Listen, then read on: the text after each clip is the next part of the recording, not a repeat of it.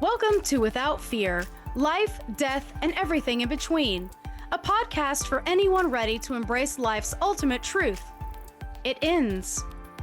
I'm Death Doula Alexis Hughes, here to break down barriers around mortality through heartfelt conversations, personal insights, and practical tools for facing the end with courage and intention.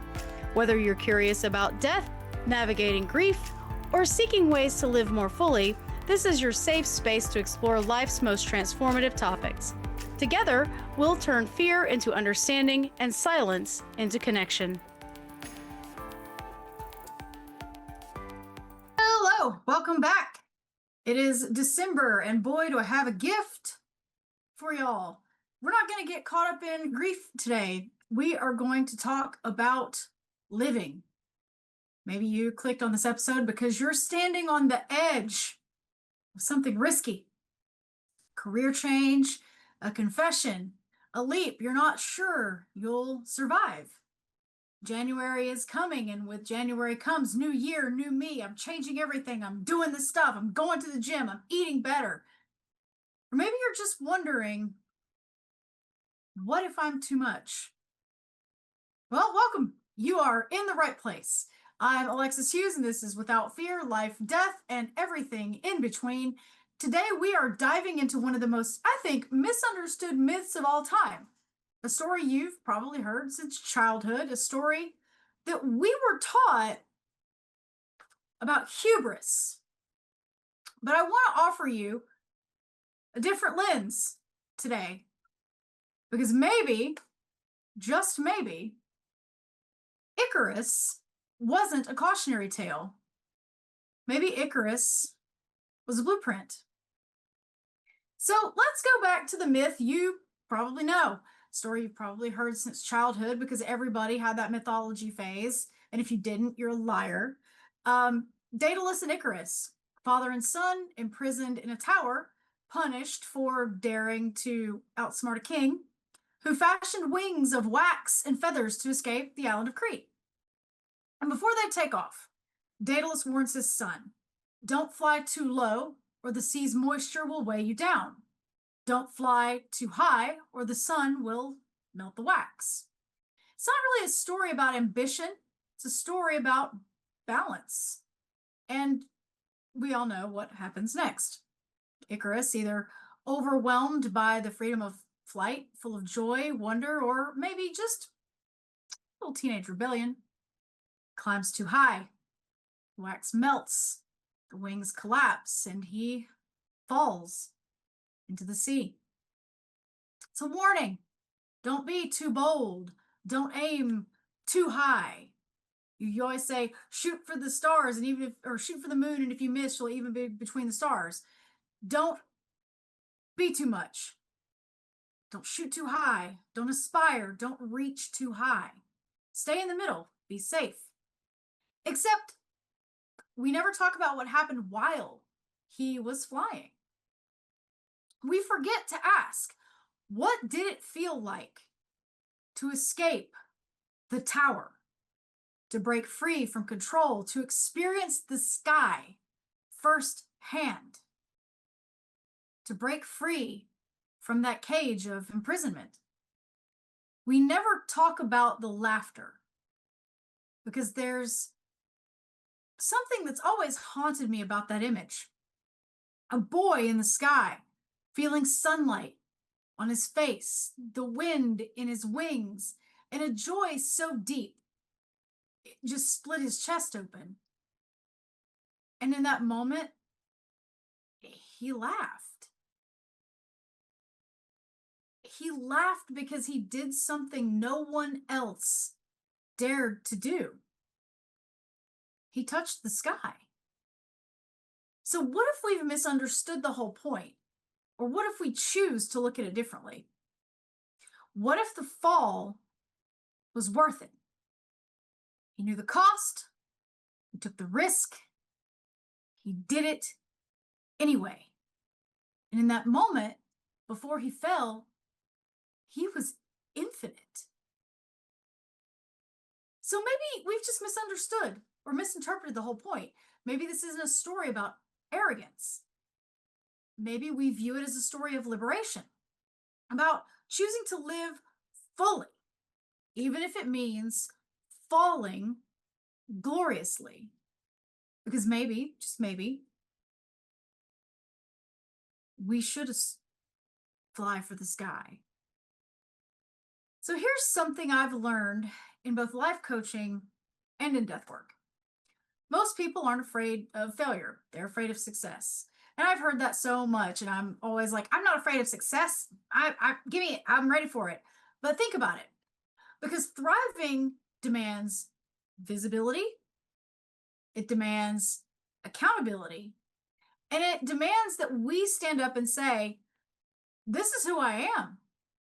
And that is terrifying, to stand up and say unapologetically from your chest, this is who I am, and this is what I'm about.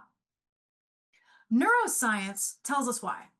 Because biologically, our brains are designed to keep us safe. The limbic system, which we've talked about before, is the emotional processing center in our brain, and it's ancient. It evolved to protect us from predators, starvation, exile. It's wired for threat detection. And evolutionarily, risk meant death. Trying a new berry or a new mushroom could feed you, make you high as a kite, or kill you. So you just didn't try new things. To that system, risk equals danger. That's why your hands shake when you go to speak in public. That's why your stomach drops when you press send on that bold email. That's why you second guess joy, because joy feels like exposure, and you are taught by your brain that the other shoe is going to drop. We've talked about this before, that you celebrate a great harvest, but that doesn't mean you lessen your planting for next year. Your brain does not distinguish between getting chased by a lion and submitting your first book proposal. It just says, danger, unknown thing, run. And then we add negativity bias to the mix on top of that, a psychological phenomenon where we remember bad experiences more vividly than good ones. It takes 5 positive experiences to equal 1 negative. So one harsh critique lives louder in your mind than 100 compliments. So one failed project haunts you longer than 10 quiet wins. Your brain is doing its job, and that job is to keep you safe, not to help you take risks and soar. So when you consider trying something bold, something big, your brain pulls up every reason not to. Remember that time you embarrassed yourself? You're not qualified for this. People don't like you to do things like that. People like you don't do things like that. People don't like you to be too much. And we believe it. Look at imposter syndrome. That's its whole point. And here's kind of where like grief enters the chat. When we lose something or someone, we confront a brutal truth. There is no safety. Life is short. Pain is inevitable. Risk is unavoidable. So what becomes possible when we stop chasing safety and start chasing significance? Can we override the fear of falling with the joy of flying? The whole purpose of the story of Icarus and the mythos that we're told in a cautionary tale sort of way is he flew too high and he died. I got news for y'all. You're going to die.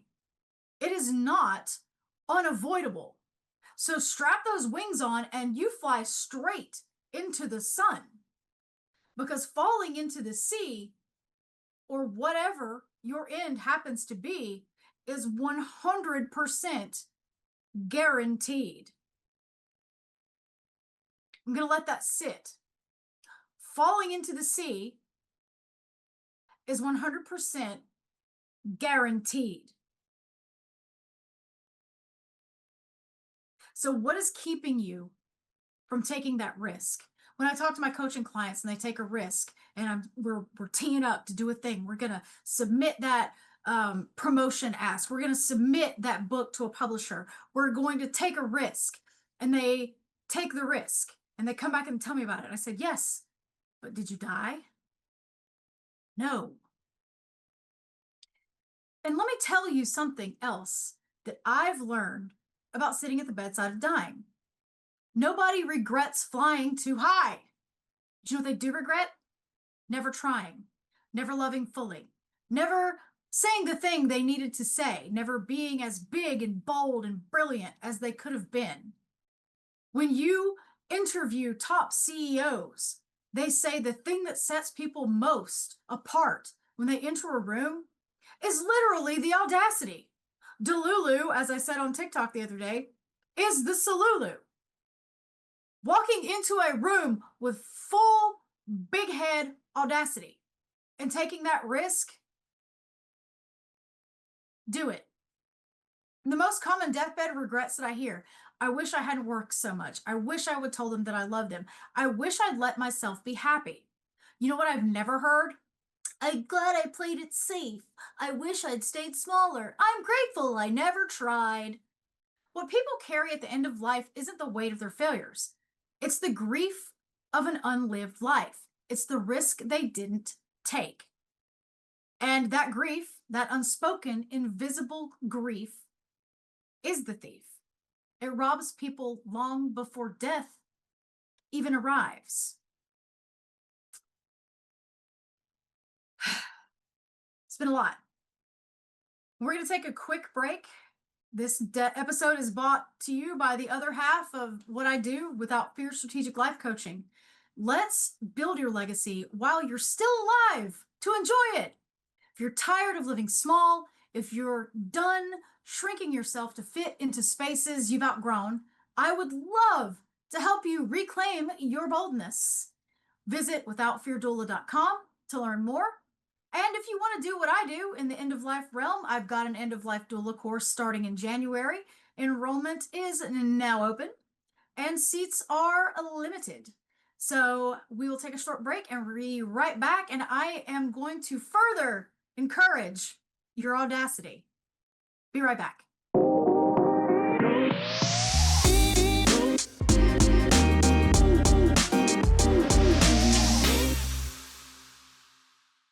Let's jump right in. One woman I sat with, I'll call her Evelyn, told me that she had wanted to be a dancer ever since she was young. Her father said it was impractical and her husband discouraged it. So she became a bookkeeper. She raised kids, paid bills, lived kindly, but that ache was still there. Even in hospice, her toes would flex like they were waiting for music. That's the kind of grief that haunts the body. Not the grief of loss, but the grief of never becoming.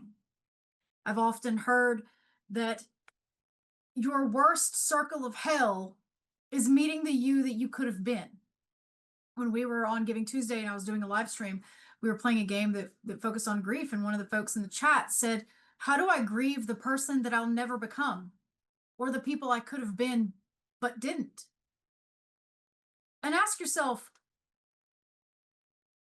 is that harder than grieving the people around you or your pets? You're grieving thousands of iterations of yourself and the regret that comes with that. It's for the versions of ourselves that we never let live. We grieve the risks we didn't take. We grieve the dreams we deferred until someday. And then when death comes, not as a thief, but as a mirror, we're forced to see that truth. We've stayed small, not because we had to, but because we chose to. A few years ago, I made a radical pivot. I made a huge life shift. I left a structured, successful career. I left safety. I said yes to walking with the dying, became a death doula. People didn't get it. People said I was too weird, too sad, too risky. They said, well, isn't that depressing? How are you going to make money? Great question.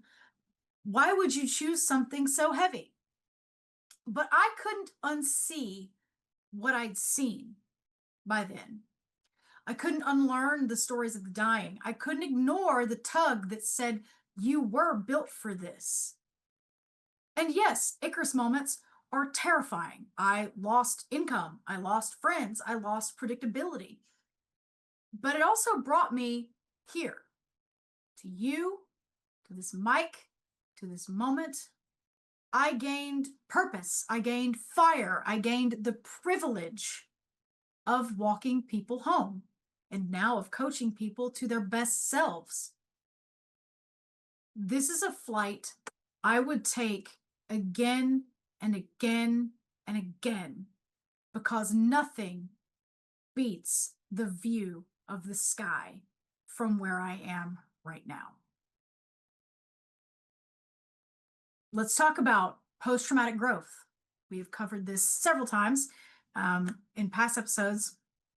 It's the phenomenon where people who endure trauma don't just recover, they transform. Unlike PTSD, which focuses on how trauma harms us, PTG looks at how people grow after adversity. And the research shows it's not rare. Studies show up to 70% of people have some sort of PTG after loss of trauma. Well, what changes? You get a deeper appreciation for life, more meaningful relationships, greater spiritual connections, a sense of personal resilience, clarity about what really matters, and setting new priorities. Any of that sound familiar? Because it's what happens when you fall and you realized you survived. What happens when we fall, Master Bruce? It's not about bouncing back. It's about bouncing forward. Forward, that way. The fall, it turns out, is not an ending. It's an invitation. Let that sink in. Pain doesn't just break us. It reforms you. It remakes you. It rewires your brain, literally. Google it. I invite you. Check my sources. The fall doesn't destroy you. It transforms you. The bewilderment that comes after that loss, it's not weakness. It's the beginning of becoming. Back to Icarus. He wasn't arrogant. He was alive. Maybe it wasn't a mistake to fly towards the sun. Maybe it was a refusal to settle for shadows. Let me ask you this. What dream have you been shrinking away from? What if you stopped asking, what if I fail, and started asking, what if I fly? You were not built to play this safe. You were built to soar. And even if you fall, you'll fall knowing you lived. When people think of legacy, they think about estates, inheritance, obituaries, eulogies. True legacy isn't what you leave behind. It's what you set in motion. Legacy is a ripple effect. It's your child taking a risk because they watched you dare it. It's a friend deciding to heal because you showed them how. Strangers breathing easier because you existed loudly. Real legacy isn't just what people remember. It's what they carry forward because you dared to go first. Legacy is the child who sees you take a risk and learns to believe in themselves.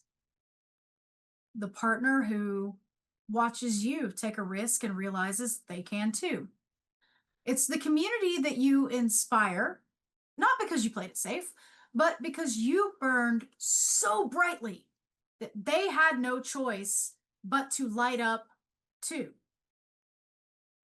You are the first domino, and your fall, done with intention, can start real change. Dare I say, revolution, generational curse breaking. It can start so much by just simply daring.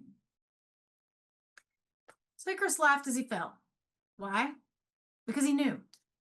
Because he knew the fall was worth the flight. He knew that the sky was real. He knew his joy had been full. He knew that even in the falling, he had lived absolutely wide open. And maybe that's what we need to practice more of. Joy during the fall, because life is not a ladder, it's a series of leaps. If you're going to fall anyway, you might as well fall with laughter in your chest. As I said earlier, none of us is getting out of this alive. So look forward to the fall. And I would say don't just fall. Yeet yourself off of the top of whatever mountain calls you to climb. Maybe it's time we stop being afraid of falling, of failing, of being embarrassed. The moment you stop worrying about cringe, as the kids say, you're free to do whatever you want. You're a grown-up. Who's going to stop you? Who is going to tell you no? And maybe it's time we start laughing too. Because at the end of it all, when death comes to meet us, what will matter isn't whether we stayed safe. I always say, I want death to run me down. Like a lion chasing an antelope in Serengeti. I want death to earn me. And you deserve that too. Every person is put here on this amazing, wonderful planet to live their biggest, most experiential lives. And I am on a tear specifically about this today because I just did the first part of a life review with a dear friend of mine's dad. And I asked, we were talking about his childhood, and I said, what advice would you give young people now from your life? And it was everything that we've talked about today. Take the risk. See the world. Learn, learn, learn. Get out of your hometown. Get out of your shell. Get out of your circle. Get out of your safety net. Live life and adventure. And if it helps to frame it in a scope of not take a risk, but go on an adventure, whatever you have to call it, I promise you, it will enrich your life.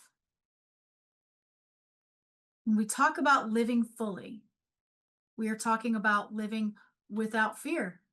I didn't name this without fear for no reason. Without regret, because I don't want to see you at the end of your life listing the regrets you wish you had done, because we are talking about it now. I want to see you with wings outstretched towards the sun. So again, I ask you, what is the thing? What is the sun that you look at and you fear flying to? And I'm telling you to strap on those wings. Because what are you going to do? Die? No, you're not. And you know it. Whatever you aspire to isn't going to kill you. But when it is time to die, you will regret it. So if this episode stirred something in you, if you've been waiting for a sign to try, to risk, to leap, this is it. This is your permission slip. The sun is waiting, and your wings are not a mistake. You were born to fly. If this episode spoke to something deep inside you, please share it, subscribe, leave a review, and most of all, take one small risk this week.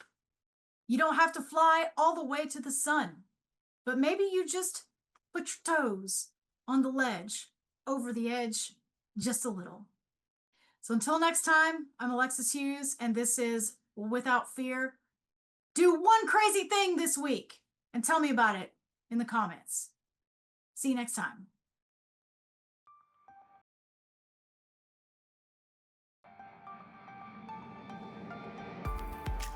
I'm death doula Alexis Hughes, and you've been listening to Without Fear, Life, Death, and Everything in Between. Join me every third Monday, 3:30 p.m. Pacific, 6:30 p.m. Eastern Standard on Transformation Talk Radio for honest conversations about life's final chapter. Together, we'll break down barriers around mortality and empower you with practical tools to start meaningful conversations with your loved ones about end-of-life wishes. To learn more about end-of-life support and my work as a death doula, visit withoutfeardoula.com. Thanks for listening.